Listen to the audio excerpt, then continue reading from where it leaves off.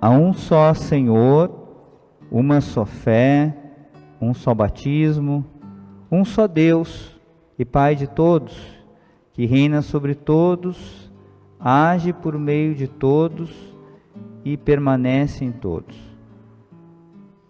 Cada um de nós recebeu a graça na medida em que Cristo lhe a deu.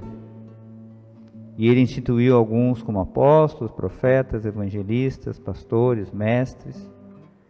Assim ele capacitou os santos para o ministério, para edificar o corpo de Cristo, até que cheguemos todos juntos à unidade da fé e do conhecimento do Filho de Deus, ao estado do homem perfeito, à estatura de Cristo em sua plenitude. Então, irmãos e irmãs, então a gente percebe qual é o princípio, né, que precisa estar, qual é o princípio que tem que estar regendo a nossa vida, ou seja, é a nossa comunhão com Deus.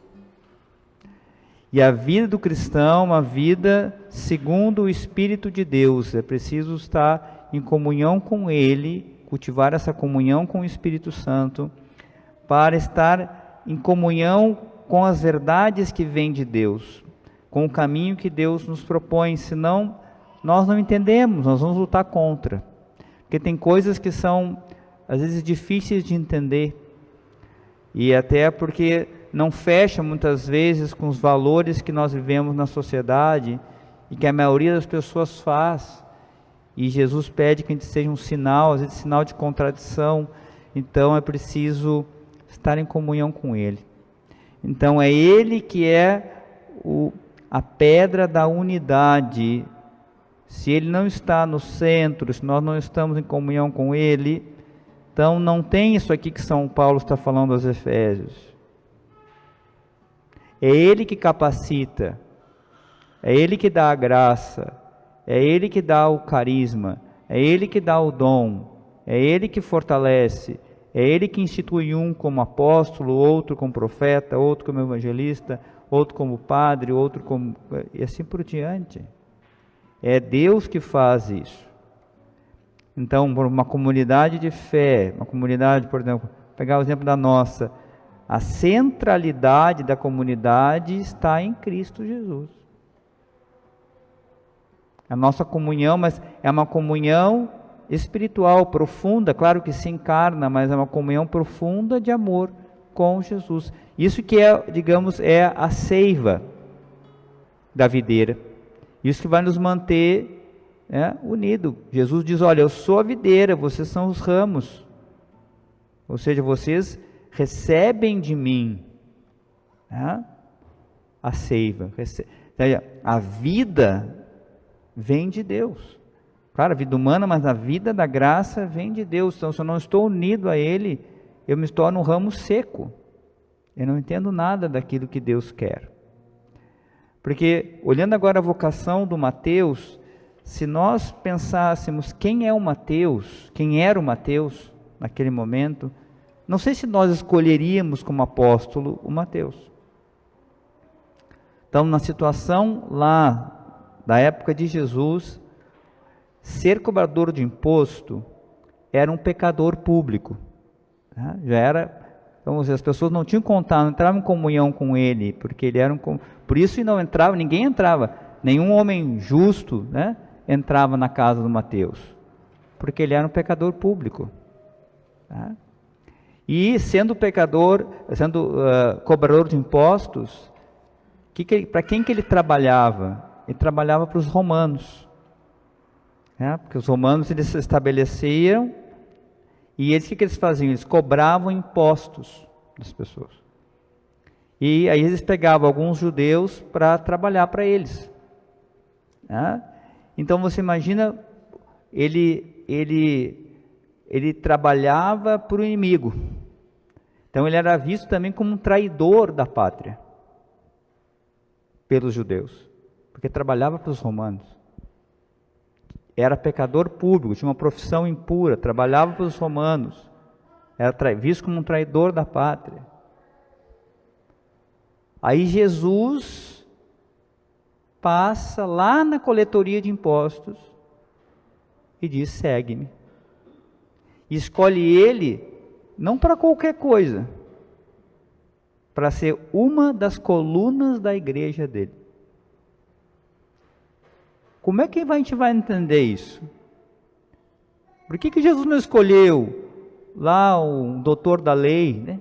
De repente é um cara muito mais virtuoso, né, que o Mateus. Então tem certas coisas que a gente só entende na comunhão com Jesus. Aí Jesus vai dizer, né, por exemplo, ele diz: olha, quero misericórdia e não sacrifício. Eu não vim chamar os justos, mas os pecadores. Então esse é um princípio que tem que estar em nós. Se Jesus veio chamar os pecadores à conversão, nós também. E o Espírito Santo vem agir em nós. O que ele vai fazendo? Ele vai nos tornando cada vez mais semelhantes ao agir de Cristo. Vai nos identificando com Ele. Então, toda a nossa missão também está ligada a isso. Eu preciso também estar atento na minha missão àqueles que estão afastados. Jesus é o Salvador. Então, aqueles que não estão afastados dele, eu preciso aproximar de Jesus para que sejam salvos. Então, isso muda toda a minha direção também na vida, na nossa pastoral, na nossa missão como comunidade. Então, a gente não pode fazer, por exemplo, na igreja, algo que seja fechado, somente nós, né? Só os nossos amigos. Não. A gente precisa olhar para aqueles que estão, como diz Jesus, essa expressão, doentes, ou que estão afastados. Eu não vim chamar os justos, diz o Senhor, mas os pecadores. Então pedimos, irmãos e irmãs, a conversão do nosso coração. Pedimos realmente esse derramamento do Espírito Santo no nosso coração, para que a gente tenha comunhão com Deus, para que a gente tenha clareza da missão que Ele nos dá.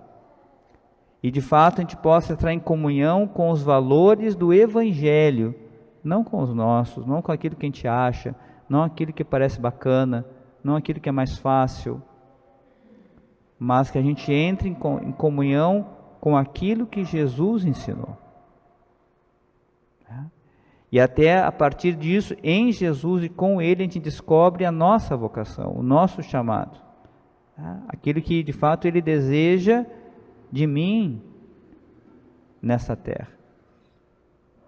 Então realmente temos que cuidar para que a gente também não vá, mesmo estando aqui, não estar em comunhão com Jesus. Porque a gente pode criar também, né, muitas vezes uma região confortável, né, na nossa vida, mas de fato não nos abrimos para uma verdadeira conversão. Realmente não confrontamos a nossa vida com a palavra de Deus, não deixamos que essa palavra transforme, de fato, me confronte, realmente eu vá olhar, ler e pensar: eu estou vivendo isso, procurar de fato mudar isso, entrar, contemplar essa palavra que deve transformar o meu viver. Então pedimos a Deus que derrame sua graça, para que a gente, em Cristo, em comunhão com Ele, amando a Ele, possamos viver plenamente a nossa vida, em comunhão com Deus, a nossa vocação, aquilo que, com os valores que Jesus nos pede. Podemos guardar no nosso coração essa frase que Jesus diz hoje: quero misericórdia e não sacrifício.